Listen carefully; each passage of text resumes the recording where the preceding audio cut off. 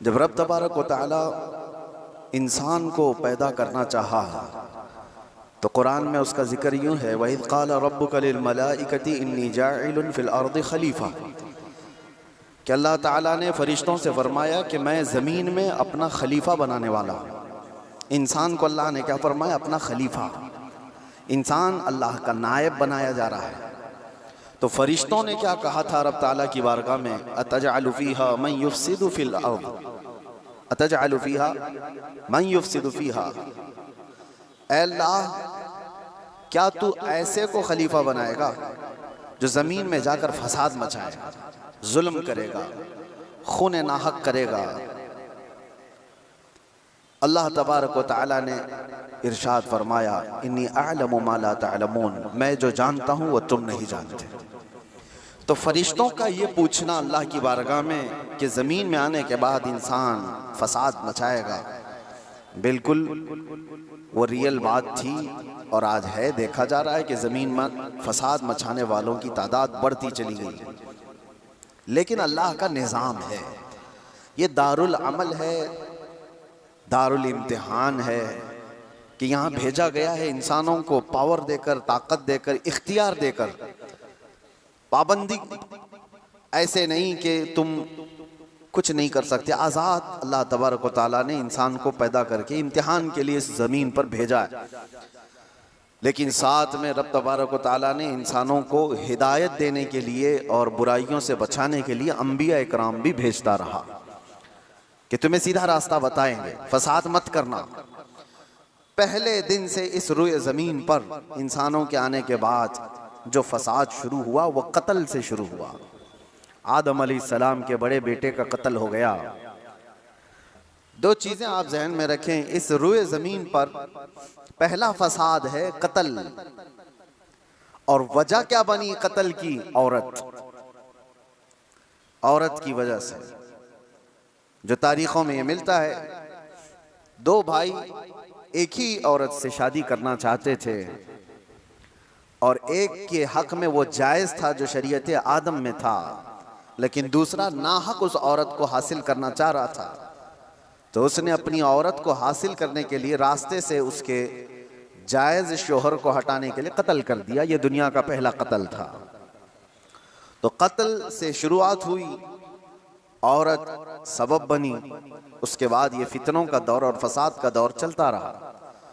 रुए ज़मीन पर फसाद होता रहा और अंबिया इकराम अलैहिस्सलाम आते रहे और वो हिदायत दो तरीके से देते।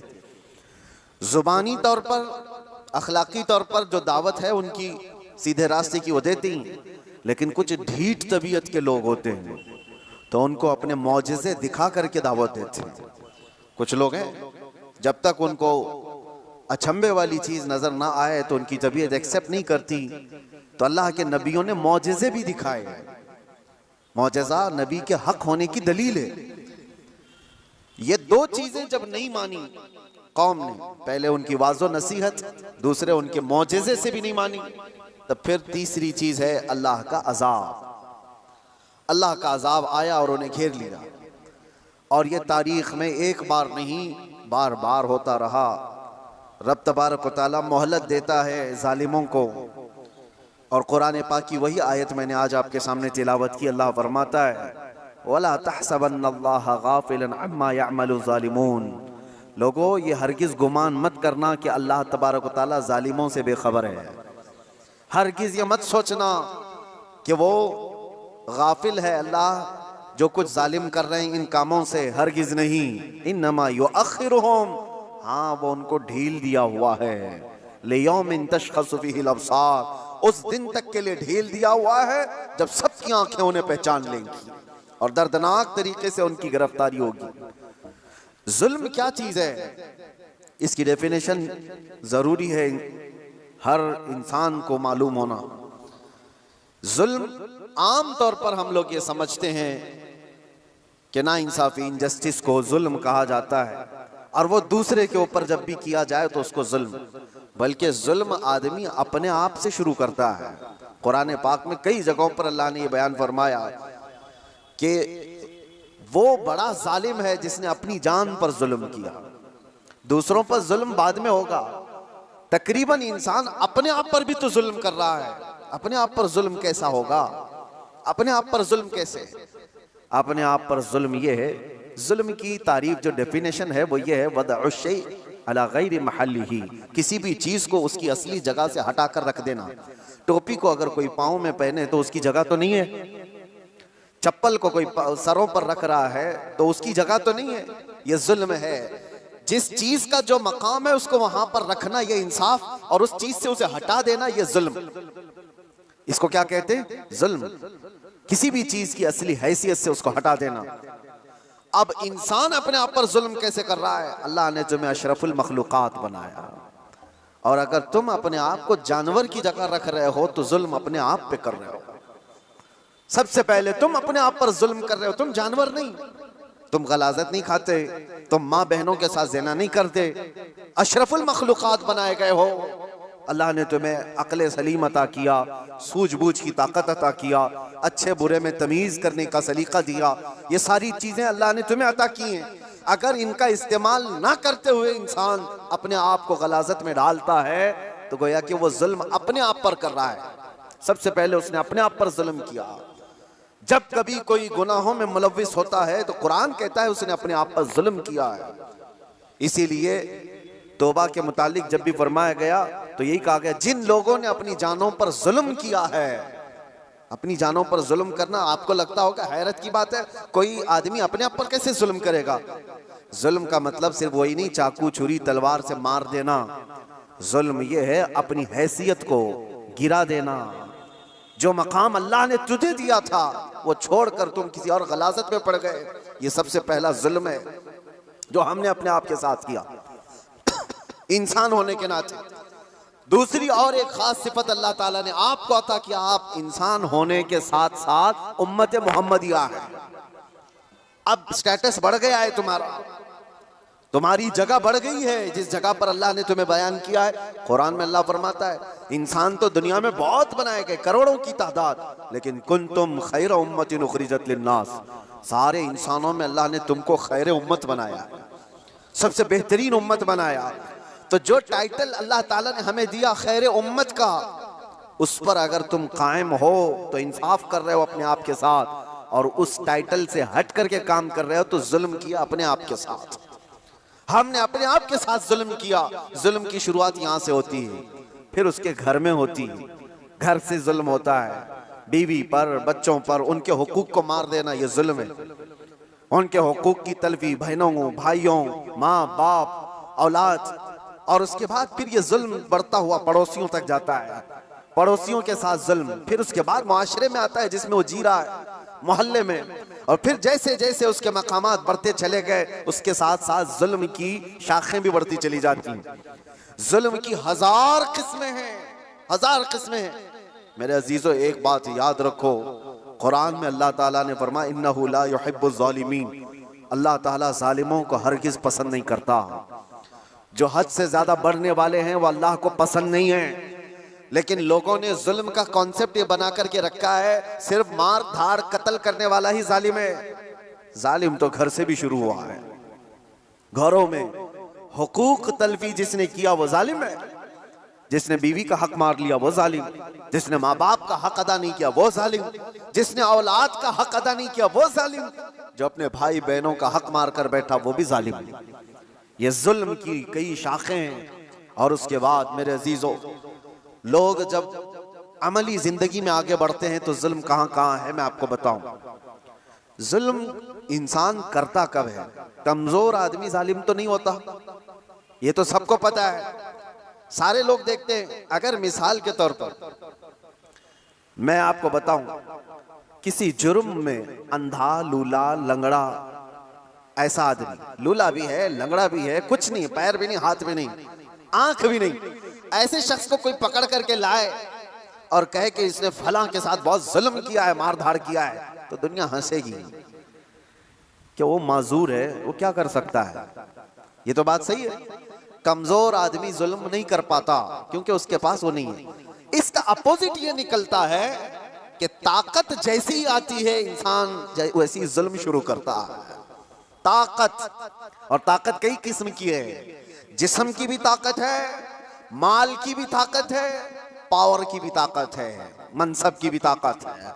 और ये तीनों ताकतें जब किसी के ऊपर चढ़ जाती हैं तो फिरौन बनता है। ये तीनों ताकतें, जानते हो आप, फिरौन तन्हा 1000 लोगों से लड़ सकता था और ताकत उसकी जिस्मानी ऐसी थी कि 90 साल तक उसको बुखार भी नहीं आया, कभी सर्दी बुखार भी नहीं, कभी बीमार नहीं हुआ। ये जिस्मानी ताकत। माल की ताकत तो ऐसी कि आधी दुनिया के खजाने उसके थे। और पावर की ताकत ऐसी कि बादशाह आजम बना बैठा था, लोग तो उसके सामने झुकते थे। जब तीन चीजें ऐसी साथ मिल जाती हैं तो फिरौन बनने की कोशिश करता है हर आदमी। आज के दौर में भी मेरे अजीजों, ये तीन चीजें बड़ी आजमाइश के साथ आती हैं कि जुल्म से अपने आप को बचाओ। माजूर आदमी क्या जुल्म करेगा, उसके लिए वो इम्तिहान नहीं है। जो बिस्तर पर पड़ा हुआ है, जिसकी ना जिस्मानी ताकत है, ना माली पैसी ताकत है और ना पावर उसके पास है, ऐसा आदमी क्या जुल्म करेगा? जुल्म वो करता है जिसके पास ताकत हो, और ताकत वाले के साथ इम्तिहान भी ज्यादा है। अजीजा ने गिरामी वकार, आज हम देख रहे हैं ताकत 3 किस्म की मैंने बताया। सबसे पहले मैं शुरुआत करता हूं जिस्मानी ताकत। जिस्मानी ताकत जब किसी के पास हो तो सबसे पहले वो मुक्का आजमाई की कोशिश करता है, हर एक पर देखता है मेरा मुक्का कितना तेज लगता है। वो ट्रायल शुरू कर चुका है। बॉडी बनाने के साथ ही उसको चाहिए ये कि किसी पर एक थप्पड़ लगा करके देख लूं कितना तेज लगता है। उसकी जिस्मानी ताकत का वह इस्तेमाल शुरू कर चुका है। मैं आपको बताऊं, जिस्मानी ताकत में मेरे अजीजों हैदर कर्रार को कौन पहुंच सकता है? जो शेरे खुदा, फातह खैबर, मुश्किल कुशा सैयदना अली इब्न अबी तालिब करमल्लाहु वजहुल करीम, उस जमाने के 40 सहाबा जो दरवाजा उठा नहीं पा रहे थे, तन्हा हजरत अली ने एक हाथ से उठाकर फेंक दिया था। जिनकी ताकत का यह अंदाजा करो। हैदर कर्रार की जिस्मानी ताकत को सारी ये सब नहीं पहुंच सकते काजू बादाम वाले। लेकिन एक जंग के मौके पर मौला अली शेर खुदा रदी अल्लाह तआला अन्हु लड़ रहे हैं और सामने जो मुकाबिल में पहलवान था, अचानक उसको ऐसा पछाड़ दिया कि उसके सीने पर चढ़कर खड़े हो गए। अब हैदर कर्रार के शिकंजे में जो आ जाए, अरे वो शेर नर है जिनकी मां ने ही नाम हैदर रखा हो। जैसे ही वो पंजे में आया, क्या करता, कसमसाया, फड़फड़ाया, लेकिन उसने एक काम क्या किया, आपके मुंह पर थूक दिया। थूक दिया। जाहिर सी बात है, लास्ट मोमेंट पे आदमी ये कोशिश करता है कि मैं मर ही रहा हूं तो सामने वाले को कुछ करके चला जाऊं। उसने थूक दिया। ऐसी मोमेंट पर ताकतवर का गुस्सा डबल हो जाता है। मैं पहले एक बार में मारने वाला था, अब 4 बार में मारूंगा। तूने किया कैसे मेरे साथ? किसी को तुम एक मार रहे थे लेकिन उसने मां की गाली दे दी, अब 4 और लगाओगे, क्योंकि गुस्सा बढ़ गया है। गुस्सा और तिलमिलाया है तुम्हारा। हज़रत अली के साथ ये हुआ। उनके सामने जो मगलूब था उसने थूक दिया। होना ये चाहिए था कि आप तड़पा तड़पा के उसको मारें। जिसके चेहरे को देखना रसूलुल्लाह ने इबादत कहा, उस चेहरे पर अगर कोई थूके तो उसको तो तड़पा के मार देते। हज़रत अली छोड़कर खड़े हो गए, उसको छोड़ दिया। मारने का था, छोड़ दिया, खड़े हो गए, कहा जा। उसने ताज्जुब से पूछा कि मैं तो मरने ही वाला था इसलिए थूक दिया, और तुमने छोड़ क्यों दिया? मौला अली करमल्लाहु वजहुल करीम का जवाब सुनो ताकत वाले। आप फरमाते हैं, अल्लाह ने मुझे जो जिस्मानी ताकत दी है वो मैं खालिस अल्लाह की रजा के लिए इस्तेमाल करता हूं। जब तूने थूक दिया तो मेरा नफ्स शामिल हो गया। अब अगर मैं मारता तुझे तो बात ये होती कि तेरे थूक के बदले में मैंने मारा है। मैं तुझे मुझ पर थूकने के बदले नहीं मार रहा था, तो अल्लाह और उसके रसूल का दुश्मन है इसलिए मार रहा था, और ये नफ्स शामिल हो गया इसलिए मैंने छोड़ दिया। ताकत का इस्तेमाल ऐसे वक्त में कोई करके दिखाए। मेरे अजीजों, आज तो हाल ये, किसी को क्रिटिसाइज नहीं कर सकते। अभी कुत्ता बोल दो तो क्या करते हैं हम, तो जाके आए ना, इनको कहा नाम लेकर कुछ नहीं। उसके बावजूद भी एक बड़ी आजमाइश से गुजर करके आए। बर्दाश्त की ताकत नहीं है। मौला अली करमल्लाहु वजहुल करीम को उनके सामने दुश्मन मगलूब ने थूक दिया, तब छोड़ दिया आपने। कहा मैं अपने नफ्स के लिए नहीं लड़ता, अपने नफ्स के लिए नहीं। और आज जो कुछ भी पावर का इस्तेमाल है, ताकत का इस्तेमाल है, वो सिर्फ और सिर्फ नफ्स के लिए है। आज नफ्स के लिए है। ये एक मिसाल मैंने आपको बताया जिस्म का गलत इस्तेमाल करने वाले लोग। और क्या समझते हो तुम्हारी ताकत क्या ये हमेशा की है? चंद दिन का इंतजार करो, दांत टूट जाएंगे, कमर झुक जाएगी और उसके बाद आजाद जवाब देने लगेंगे। जिन हाथों से तुमने मुक्का आजमाई की थी, चंद दिनों के बाद वो हालत होने वाली है कि हाथ से तुम्हारे गिलास भी नहीं पकड़ा जाएगा। रोटियां तुम्हारे हलक तक डालने के लिए हाथ कब कपा रहे होंगे। हमने बड़े बड़े पहलवानों को बिस्तर पर पांव रगड़ रगड़ कर मरते हुए देखा है। ये जिस्मानी ताकत फानी है, खत्म होने वाली है। और समझ लो कि तुम्हें बुढ़ापा नहीं आया, कमजोरी नहीं आई, बीमारी नहीं आई, तब तो मौत तो आनी है, चाहे जवानी में आए। और मेरे आका सल्लल्लाहु ताला अलैहि वसल्लम एक बार हजरत अबू हुरैरा रदियल्लाहु ताला अन्हु के साथ एक ऐसे खंदक के पास से गुजर रहे थे जहां लोग कूड़ा करकट कचरा सब फेंका करते थे। वहां पर मेरे आका सल्लल्लाहु ताला अलैहि वसल्लम खड़े हो गए। हजरत अबू हुरैरा से कहते हैं, इस खंदक में कुछ तुम्हें नजर आ रहा है? तो आपने कहा, हाँ या रसूल अल्लाह सल्लल्लाहु अलैहि वसल्लम, हड्डियां हैं पुरानी। आप सल्लल्लाहु अलैहि वसल्लम ने फरमाया, ये उन मरे हुए लोगों की हड्डियां हैं, उनके कपड़े हैं जो गल चुके हैं, जो अपने जमाने में ऊंची सवारियां करते थे, बड़े जिस्मों के मालिक थे। इनको ताकत और कुव्वत बहुत दी गई थी और आज ये सड़ गल गए हैं और कीड़ों की ग़िज़ा बने। ये हश्र तो उन ताकतवरों का भी होगा जो आज अपनी ताकत का गलत इस्तेमाल कर रहे हैं। थोड़े दिनों की बात है, आप ये ताकत को फानी होते हुए देखेंगे। इसलिए मेरे अजीजों, जब अल्लाह ताला ने जिस्मानी ताकत दिया है तो संभाल करके रखना कि हाथ उठे तो कहीं जुल्म के लिए ना उठे, जुल्म के लिए ना उठे। जिस्म का इस्तेमाल कभी अपने नफ्स के लिए ना हो।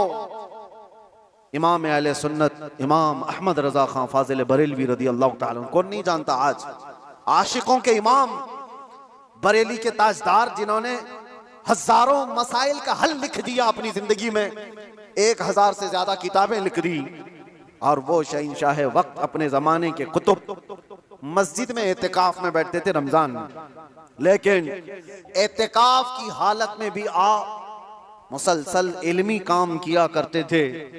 एक बात थी, आला हजरत जैसे फकीह, उनके जैसा बड़ा आलिम जिसके सामने दूसरे कई उलमा अपने घुटने टेक देते, एतिकाफ की हालत में तवज्जो, जैसी ही इफ्तारी हो जाती तो आपके खादिमों में से, घर से जो खाना लाया जाया करता था, एक बच्चा था 12 साल का, वो तो शदान लेकर के आता था, इफ्तारी और सहरी पहुंचाता था मस्जिद में। लेकिन आला हजरत को एक आदत थी पान खाने की, और पान खाने वाले लोग इफ्तारी के फौरन बाद पान चाहिए। आला हजरत इफ्तारी कर चुके, पान जो रोजाना आता था वो बच्चा पान लाया नहीं, और टाइम गुजरता गया, आपको पान की तलब हुई कि अभी तक आया नहीं, अभी तक आया नहीं। वो तकरीबन घंटा भर के बाद वो बच्चा आया और दौड़ता हुआ आया, कहा, बड़े मौलाना साहब पान रह गया। पान ला करके दिया, एक तमाचा उसको लगाया, कहाँ चला गया था, पान लेकर कहाँ भाग गया था। वो बच्चा, जो खादिम है, खिदमत करने वाले लोग हैं, कहा माफ कीजिए भूल गया था, दिया और चला गया भागकर, पान खा लिया। आपके शागिर्द हैं अल्लामा ज़फ़रुद्दीन बिहारी रहमतुल्लाह ताला अलैह, उन्होंने लिखा है इसको, आला हजरत के शागिर्द। वो कहते हैं पान खाने के बाद आला हजरत इतने बेकरार हो गए, तरावी हो गई, टहलते रह गए इधर से उधर बेचैनी से। मैंने जाकर पूछा इमाम वक्त से, आला हजरत से, मौलाना ज़फ़रुद्दीन साहब फरमाते, कहा क्या वजह है? आला हजरत ने कहा, मौलाना जाओ, वो बच्चा कहाँ है उसको ढूंढ के लाओ। कहा क्यों, क्या हुआ? काम उसको बुला लाइए, मैं उसको मार दिया था। तो मौलाना ज़फ़रुद्दीन रहमतुल्लाह अलैह फरमाते, मैं ढूंढने के लिए निकला, वो कहाँ मिलता, रात हो गई थी, कहीं दुबक के सो गया हो। लेकिन आला हजरत ने रात भर ढूंढने लगवाया, जो भी शागिर्द आए उससे कहो बच्चे को ढूंढ लाओ जो खाना लाता है हमारा। वो कहीं मिला ही नहीं। रात भर आप सोए ही नहीं, मस्जिद में टहलते रहे बेकरारी के साथ। सहरी का वक्त हुआ तो तोशादान लेकर बच्चा आ गया, उसकी ड्यूटी थी।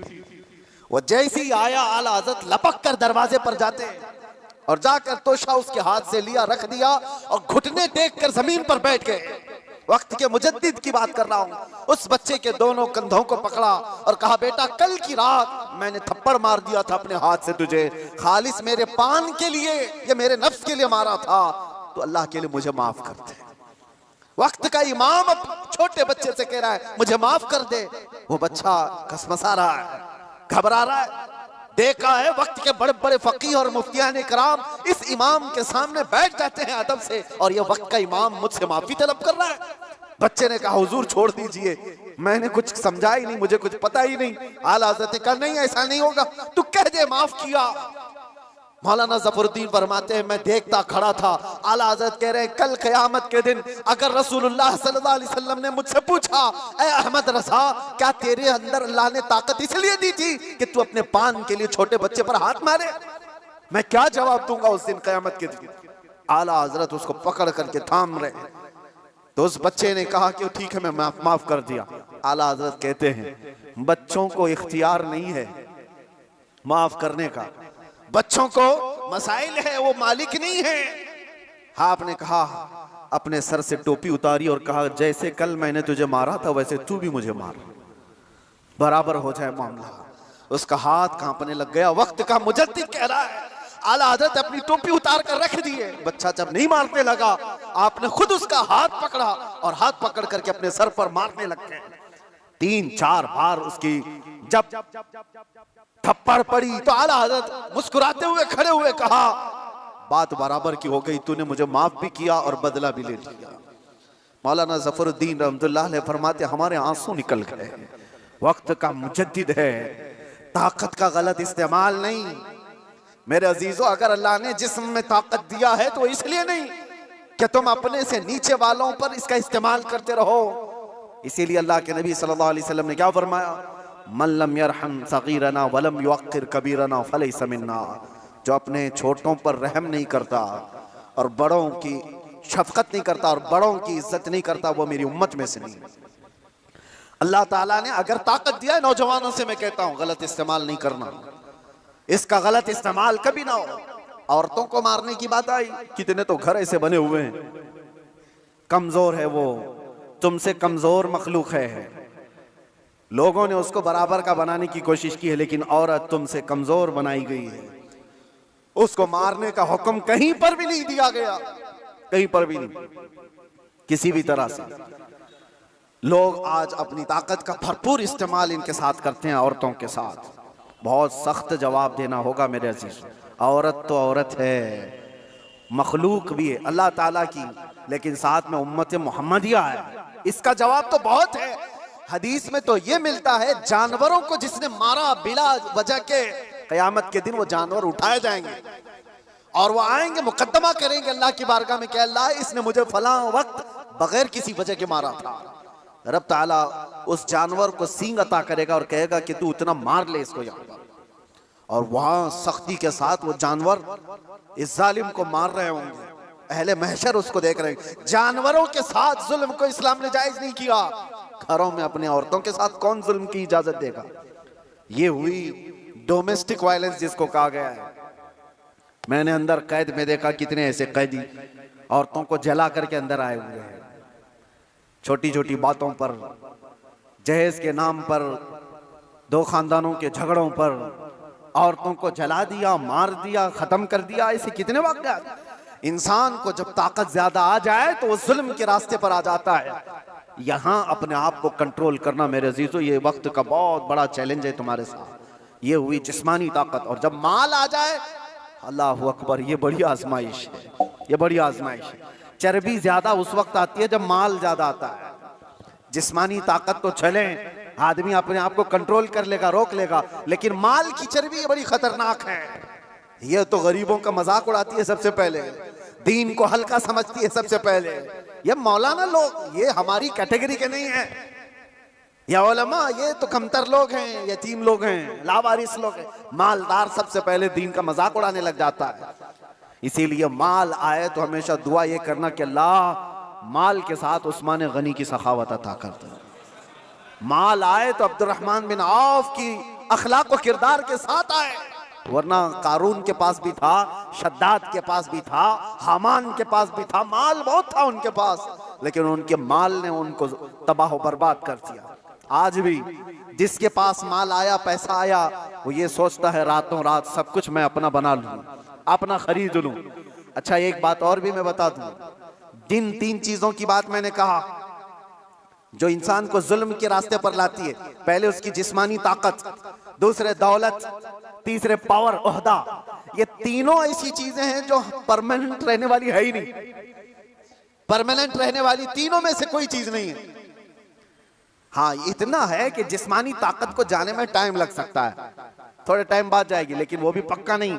किसी हादसे में गिर गया, वो सारी जिस्मानी ताकत भस्म हो जाएगी। लकवा मार गया तो बड़ा सा बड़ा पहलवान बिस्तर पर आ गया, कुछ नहीं होने वाला है। मैंने सऊदी में देखा एक बहुत हट्टे कट्टे आदमी को, कोमा में है बेचारा, अब तो गल गया, लेकिन जिस वक्त कोमा में आ गया तो सिर्फ एक अटैक कुछ हुआ, कोमा में चला गया, जिस्म पूरा गल गया, खत्म हो गया।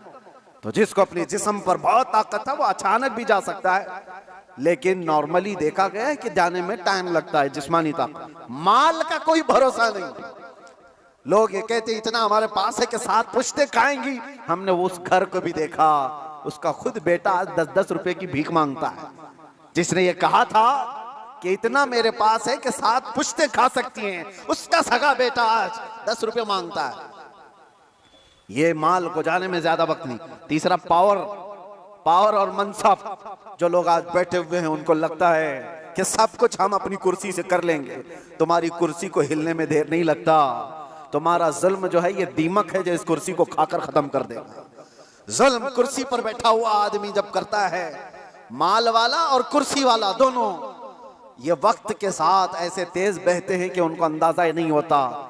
उन्हें पता नहीं उनके जुल्म के शिकार मजलूमीन की आहें अल्लाह तक जा रही हैं। रब तबारक व तआला कुरान में फरमाता है कि अल्लाह तबारक व तआला इनके कामों से बेखबर नहीं।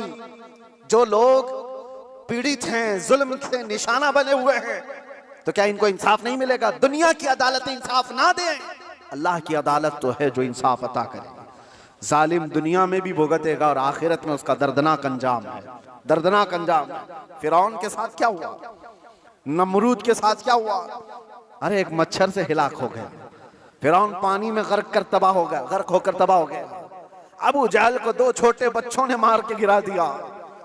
जो ताकत और माल का नशा था जिसको, आज हालात ऐसे मेरे अजीजों, ये 2 तरह का जुल्म बहुत बढ़ गया है, माल का और पावर का। आज जो पूरी इंटरनेशनल न्यूज घूम रही है अमेरिका की दादागिरी, कोई बोलने वाला है इस पर? वो किसी भी मुल्क के राष्ट्रपति को उठा करके ले जाए, किसी को कुछ नहीं। हालांकि नई बात नहीं है, नई बात नहीं। पावर है ना, ताकत है, नशा है, वो कुछ भी कर सकता है। ये पहली बार नहीं, ऐसे कई मुल्कों के साथ हुआ है। दूसरे मुल्कों में जाकर के बम गिरा देना, दूसरे मुल्कों के चुनी हुई सरकारों को गिरा देना, ये पहली बार है। जो आज सोशल मीडिया पर गर्दिश कर रही बातें, वेनेजुएला के साथ ऐसा हुआ वैसा हुआ।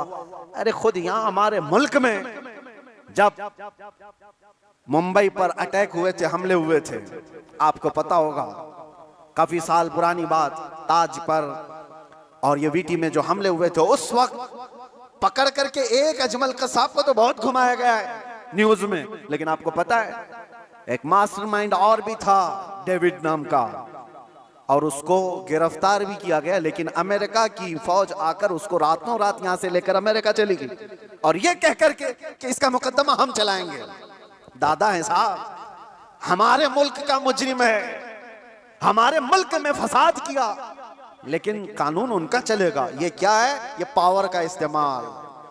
दुनिया यही चीज देखती है आज, जिसकी लाठी उसकी भैंस कहा जाता है।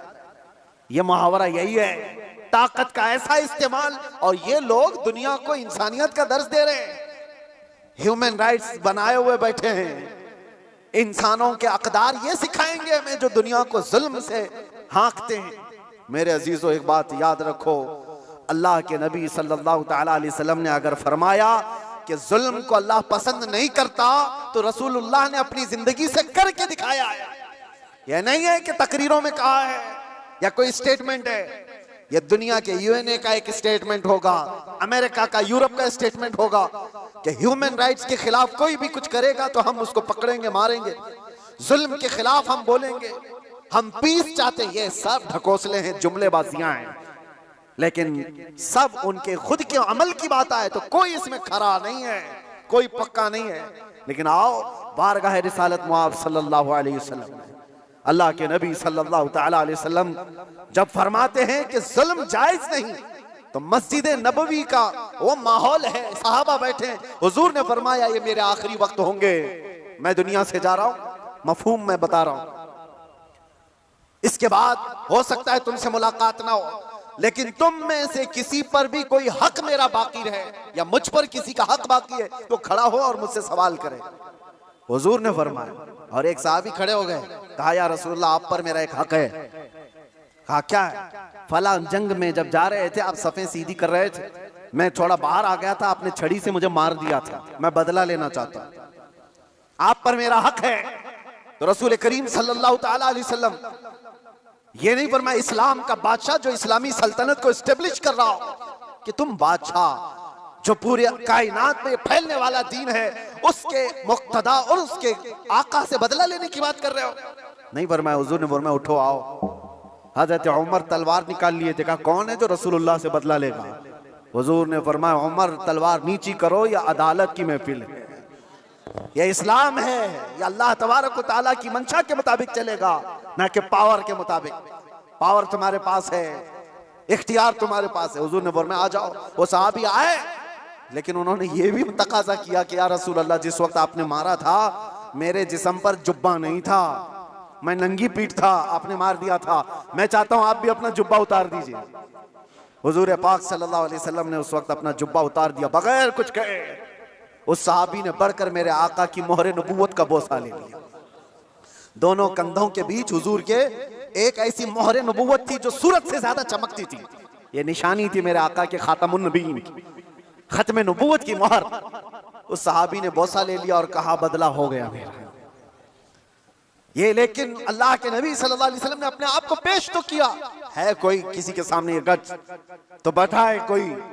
अरे आज का कोई भी नेता खड़ा होकर के कह दे किसी पर कोई हक बाकी है तो पूरे घर निकल आएंगे। हाँ, सबका तो खा के बैठा हुआ है छोटी छोटी चीजों के लिए।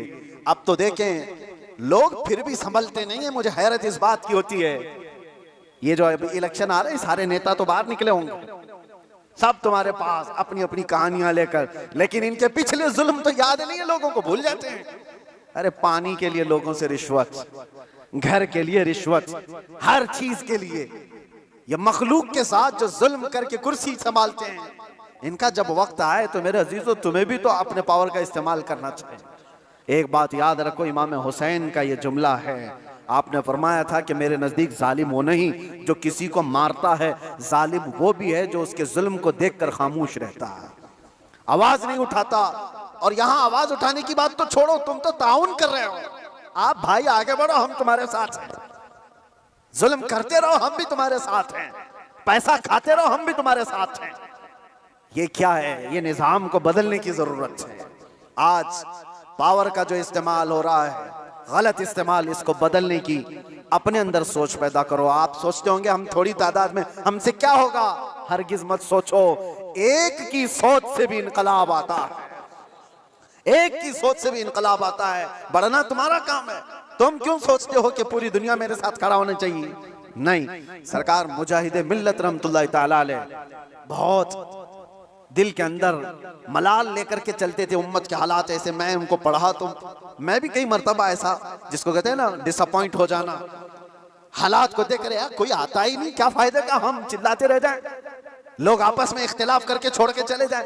हुजूर मुजाहिद मिल्लत रहमतुल्लाह तआला अलैह एक बार लोगों को बुलाए थे कि दिल्ली आओ, लेकिन उनकी जितनी तादाद उनको मकसूद थी नहीं आए, तो बहुत ज्यादा नर्वस हो गए। कहा कि इस उम्मत के लिए हम आवाज उठा रहे, आने को तैयार नहीं। वापस आए, उस वक्त सुना सरकार मुफ्ती आजम हिंद रहमतुल्लाह तआला अलैह आला हज़रत के शहजादे, उन्होंने कहा था कि मौलाना लोगों को मत देखो, दुनिया जो है कूफा में इमाम मुस्लिम के साथ शाम में 60,000 की तादाद में नमाज पढ़ती है और दूसरे दिन फजर में 2 बच्चों के अलावा कोई नहीं होता। आप इनके बेस पर ना आओ, आप अल्लाह के भरोसे पर जाओ, इसलिए कि गरीब नवाज पहले से हिंदुस्तान में माहौल बना के नहीं आए थे, अल्लाह के भरोसे आए थे, अल्लाह ने माहौल बना दिया। एक आया था लेकिन लाखों को इस्लाम का नूर देकर गया। एक से भी होता है इनकलाब। आप क्यों सोचते हो कि मेरे चाहने से कुछ नहीं होगा? आप सोचो, खड़े हो इनकलाब के लिए कि मैं जालिम का साथ नहीं दूंगा, जुल्म के खिलाफ रहूंगा। लोग तो बिक रहे हैं आज। हमारे यहाँ एक नेता साहब ने कह भी दिया कि मुसलमानों के वोट की हमें कोई जरूरत नहीं, इनको लुभाने की जरूरत नहीं, एक रात पहले 1-1 हज़ार में बिक जाएंगे, इनके घरों में 1-1 हज़ार का लिफाफा पहुंचा दे, ये बिक जाएंगे, हो जाएगा। उम्मत मुस्तफा को आज लोग इस तरह का खिलौना बनाए, और ये मजाक नहीं है आपके साथ। आप उसके बावजूद भी ये कहते भाई आगे बढ़ो, हम तुम्हारे साथ हैं। जालिम का साथ देना भी बड़ा जुल्म है। कयामत के दिन इसका भी सवाल होगा आपके साथ, इसका भी सवाल होगा कि उसके जुल्म तक पहुंचने में कौन मददगार था। तुम मददगार थे, तुम सारे मददगार थे, इसकी पकड़ होगी। इसीलिए मेरे अजीजों, हो तो इंसाफ के साथ, नहीं तो मेरे आका ने जो फरमाया, एक जमाना ऐसा आएगा कि लोग वही ईमान बचा पाएंगे जो अपने घर में टाट के कपड़े की तरह पड़े रहेंगे, वही लोग अपना ईमान बचा पाएंगे। आज वो हालात हमें दिख रहे हैं, कहां जाएं खुदा बंदा, ये तेरे सादा दिल बंदे किधर जाएं कि दुर्वेशी भी अय्यारी है, सुल्तानी भी मक्कारी है। आज वो हालात आ गए हैं। अजीजा ने गिराम वकार, खुलासा कलाम मेरा ये है, अल्लाह ताला ने जुल्म को सख्त नापसंद फरमाया, जुल्म को सख्त नापसंद फरमाया। आज जो पूरी दुनिया पावर का और माल का जुल्म कर रही है, ये हमारे लिए नया नहीं है, लेकिन हम जूझ रहे हैं। इंतजार करो, हर जुल्म के बाद अल्लाह तबारक व तआला एक नई सुबह तुलू फरमाता है। जालिमों का वक्त जाएगा, उसको जाना है। कुरान कहता है वकुल जाअल हक व ज़हक़ल बातिल। आप फरमाते हैं महबूब, हक आया और बातिल मिट गया। इन्नल बातिल काना ज़हूक़ा, और बातिल को तो मिटना ही है, मिटना ही है। जालिम को तो जाना ही है। वक्त आएगा हर एक का। इसीलिए मैंने वो जुमला कहा था जिसकी वजह से मुझे बड़ी सख्त सजा हो गई, कुछ देर की खामोशी है। इसीलिए कहा था कुछ देर की खामोशी है। ये जुल्म जितना भी होगा, अंधेरा हमेशा नहीं रहता, सुबह रोशन होगी। चांद को गहन हमेशा नहीं लगता, छट जाता है फिर वो चमकता है। ये उम्मत मोहम्मदिया है, आज खिजा रसीदा है। हालात खराब हुए हैं, लेकिन ये हमेशा के नहीं है, ये हालात छटेंगे और उम्मत मोहम्मदिया का वकार वापस आएगा। और हमारा काम क्या है? उम्मत को जगाना, बेदार करना, तुम्हारी तो हैसियत और तुम्हारी अपनी वैल्यू बताना कि तुम वो नहीं हो जिस तरह की जिंदगी गुजार रहे हो। 100 साल पहले इकबाल ने बहुत प्यारा शेर कहा था, बहुत प्यारा, हमें झिझोड़ते हुए कहा था कि उम्मत मोहम्मदिया को मुखातब करते हुए इकबाल ने कहा था कि पहाड़ बसेरा कर पहाड़ों की चट्टानों में, तू शाहीन है बसेरा कर पहाड़ों की चट्टानों में, नहीं तेरा नशीमन कसरे सुल्तानी के गुंबद पर। मतलब समझते हो उर्दू है, नहीं तेरा नशीमन कसरे सुल्तानी के गुंबद पर। कसरे सुल्तानी बादशाह के महल का गुंबद कितना ऊंचा हो सकता है? ज्यादा से ज्यादा कितना फीट ऊंचा होगा? 200 फीट ऊंचा कर दिया होगा, 400 फीट ऊंचा होगा। लेकिन इकबाल कहता है वो गुंबद की ऊंचाई ये तेरी मंजिल नहीं है। एक परिंदा है शाहीन, जानते हो, जो सबसे ऊंचा उड़ता है, और इतना ऊंचा उड़ता है कि उसको कौवे भी नहीं देख सकते, कौवे भी नहीं देख पाते उसको। शाहीन इतना ऊंचा उड़ता है। और इकबाल इसको उम्मत मोहम्मदिया को कहता है, नहीं तेरा नशीमन कसरे सुल्तानी के गुंबद पर, तेरी ऊंचाई इतनी नहीं है, यहाँ बैठने की नहीं है, तू शाहीन है बसेरा कर पहाड़ों की चट्टानों में, तुम बुलंदी के लिए बनाए गए हो। ये क्या है? ये जो छोटी मोटी चीजें इसके लिए नहीं। अब आखिरी मेरा पैगाम ये है कि जुल्म ये भी है कि रिश्वत लेना, रिश्वत देना। अल्लाह के नबी सल्लल्लाहु अलैहि वसल्लम ने फरमाया, अर्राशी वल मुर्तशी किलाहुमा फिन्नार। रिश्वत लेने वाला, रिश्वत देने वाला दोनों जहन्नम में जाएंगे। मेरे आका ने फरमाया, हाँ, वोट के लिए जो पैसा बांट रहा है और जो ले रहा है, अगर ये रिश्वत की मंजिल में आया, दोनों जहन्नमी हैं। ये मेरे आका की हदीस है, इसलिए कान खोल करके सुनो। उम्मत को हक बताना ये मेरा फरीजा है, बाद में जहन्नम का काम करना ना करना ये तुम्हारे हाथ में है। अल्लाह तबारक व तआला सबको हिदायत अता फरमाए। रब तबारक व तआला जुल्म की हर शाख से हमारी हिफाजत फरमाए। व आखिर दावाना अनिल हम्दुलिल्लाहि रब्बिल आलमीन। अस्सलामु अलैकुम।